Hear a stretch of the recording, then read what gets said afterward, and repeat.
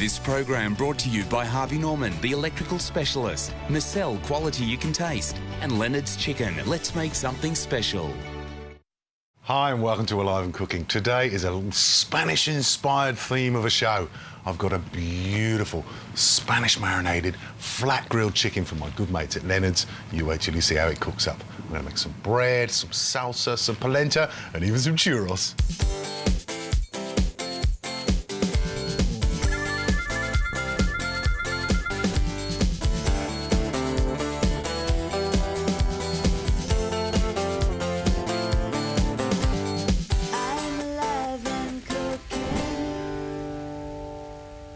Spanish fiesta. I love this time of year. The days are getting longer, balmy nights, barbecues are plenty, and really kind of, you know, summery food. And this little chicken I've got for you today is no exception.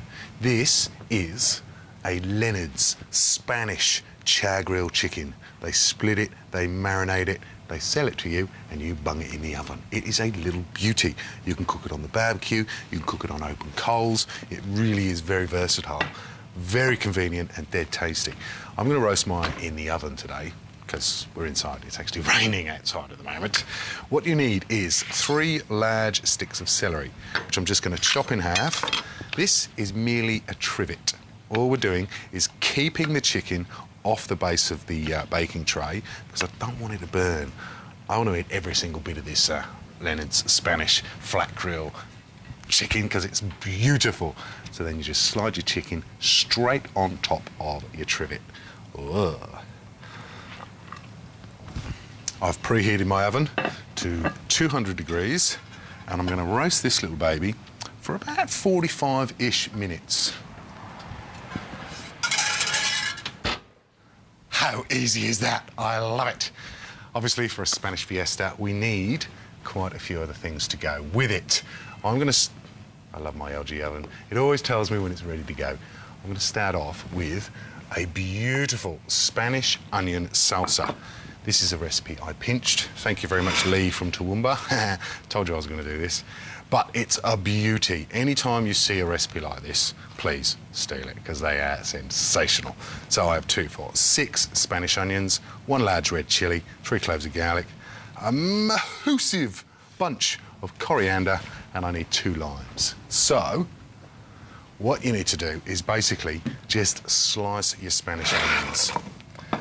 I'm going to try and keep as many of these in rings as possible, but when it gets down to the really thin bit, slide them in half. It's not an issue.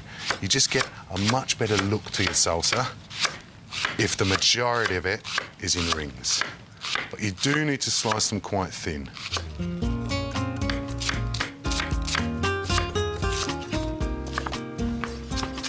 can chop a few bits through as well, not a problem.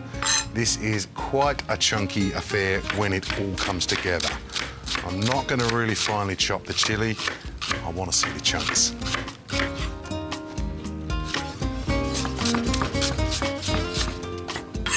Six Spanish onions, finely sliced. Slide them into a decent sized bowl.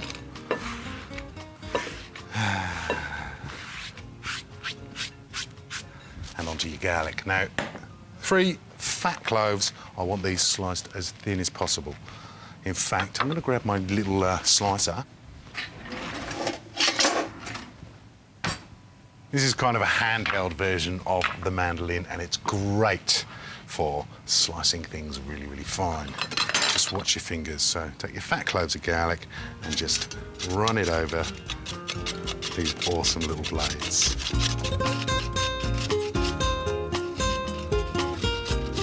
Now, when you're using the microplane like this, you always end up with the end nubs. Keep hold of those. We'll slide it into something else a little bit later. Have a look at my wafer thin garlic. I know we're doing Spanish, aren't we? What's wafer thin in Spanish? Pueblo Montego. I'm not being racist. In with your garlic. 1 long red chilli. I want this one relatively chunky, so we'll just do nice little circles. We'll leave a few of the seeds in. Nice little hit of heat. Always lets you know you're eating some Spanish food. I mean, this is pure Spanish food. Just roughly chop your coriander. I want leaves and stalk in here. So a good sized bunch. Don't put your coriander in just yet. We've actually got to move on to the limes now. So, 2 limes. You know how I always like to get maximum juice out of my lime. Cut the cheeks off. So just to one side of the centre, on both sides, and then cut the core in half as well. Give it a good old squeeze into your onions.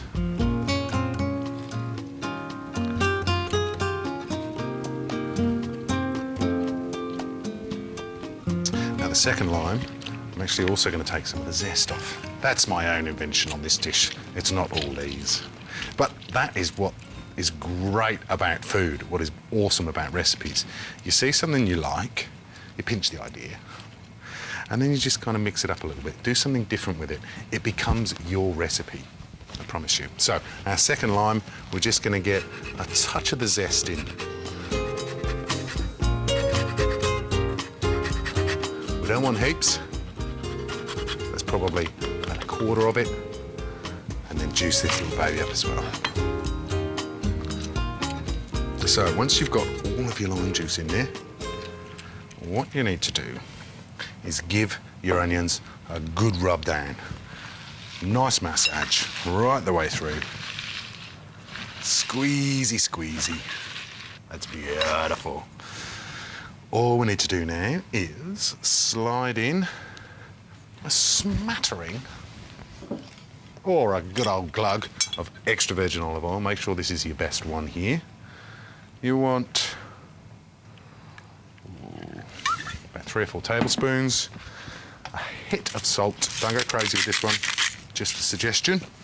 That's not a suggestion not to go crazy, it's just a suggestion of salt.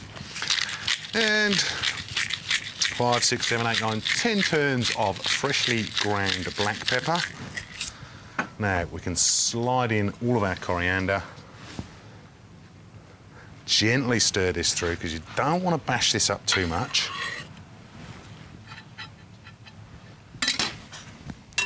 And that is your salsa done. Just let it sit for at least 15 minutes. I'm loving cooking. Right, our next little accompaniment to go with our Spanish grilled chicken is going to be not one of my favourites. This always makes me laugh when I do this. Wet polenta. Not my favourite dish in the world, but people love it. It's pure peasant food, so I appreciate that. I love a bit of peasant food. And we're just going to kind of, Spanish it up a little bit. I've got about 2 tablespoons of extra veg in my fry pan, which I've just switched on. So there's not too much heating it at the moment. 1 tablespoon of smoked paprika straight into that slowly warming oil.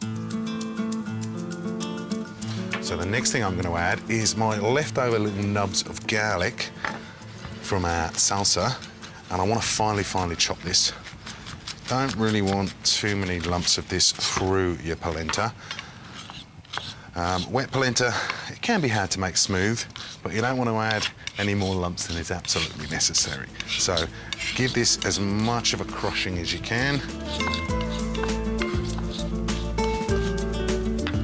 And then straight in with your smoked paprika. And start stirring it. Now, we want to stir this until we get some heat in it and the paprika just starts to sort of fizz a little bit.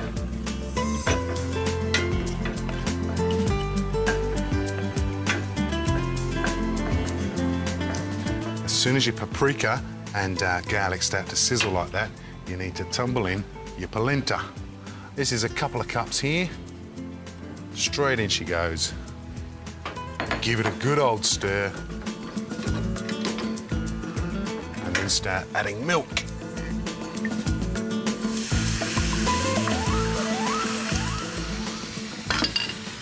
A couple 100 mils to start off with, just to get it nicely combined.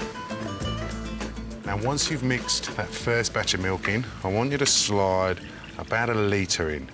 This is one of those not exact sciences, when it comes to polenta and milk.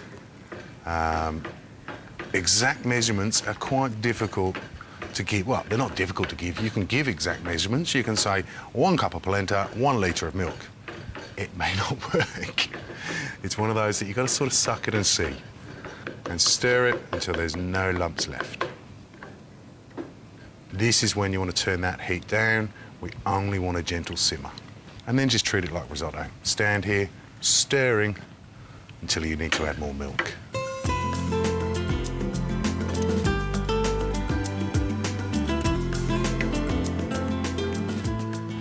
My polenta has thickened up. I've used just about 2 litres of milk. Oh, I love this dish. I'm just going to tumble in about 60-ish grams of cubed, unsalted butter, straight in, and turn off the heat. Just give it a little stir, because right about now our chicken is ready to come out of the oven. I can smell it. It is stunning. Oh, you pop one of these chickens in your barbecue in the backyard, every single one of your neighbours is going to get so jealous. That is magnificent. He can just sit there and rest. Polenta's done. My onions have been marinating away and they are beautiful. It's time to whip up just a little bit of flatbread. It's the easiest bread known to man. You just need some flour, obviously. I'm going to slide in, probably 300 grams, I reckon. The great thing about flatbread is that it's unleavened. There's no yeast in it. So you don't have to wait for proving time. I've got nothing to prove anyway, so I've got about a teaspoon and a half of salt and pepper, just nicely mixed together. Cumin seeds. Doesn't get much more Hispanic than cumin, I'll tell you. I think they pinched it from the Arabs, but we won't go there. So that's about a teaspoon of cumin seeds, and then, I don't know, 50 grams of freshly grated Parmesan cheese straight on in. And then it's as simple as turning your machine on, drizzling in water until you get the required texture of dough. So nice and slow, and drizzle away. I'm alive and cooking.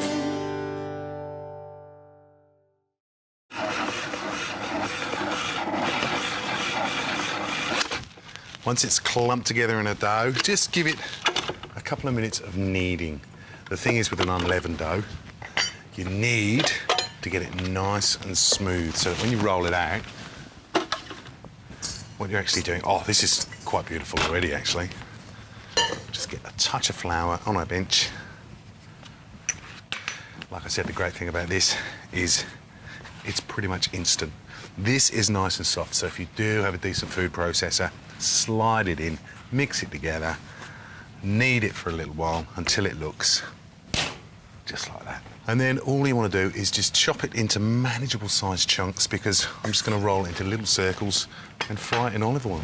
Dead easy. Tiny sprinkle of some dried polenta, then roll it nice and thin.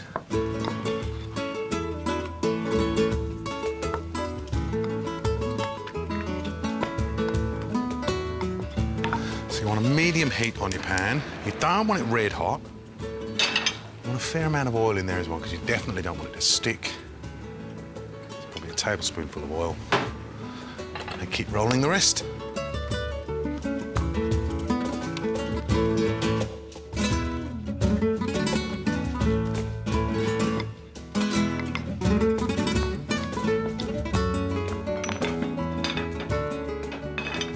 Gentle heat in your oil, and slide in your first bread. Just lightly golden brown on either side.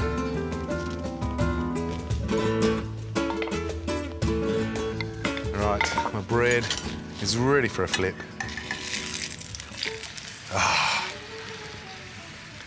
I'm a happy boy. Beautiful bread, nicely done. It's just a matter now of dishing up. So we're going to grab our chicken. I am going to show you the underside. Look at this. Juice aroma. if we hadn't put those pieces of celery in the pan, have a look at them. They're all shriveled up, they're burnt. That's what the bottom of your chicken would have looked like, and you wouldn't have been able to eat all those gorgeous bits. Oh, I love chewing the bones, so make sure you give it a nice celery trivet. I'm just going to chop him in half now.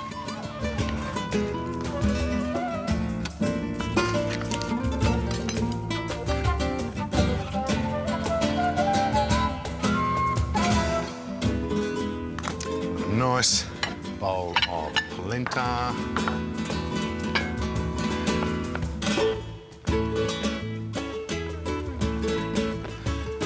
Beauty. Finished with a drizz of extra veg. And a good helping of this amazingly outstanding Spanish onion.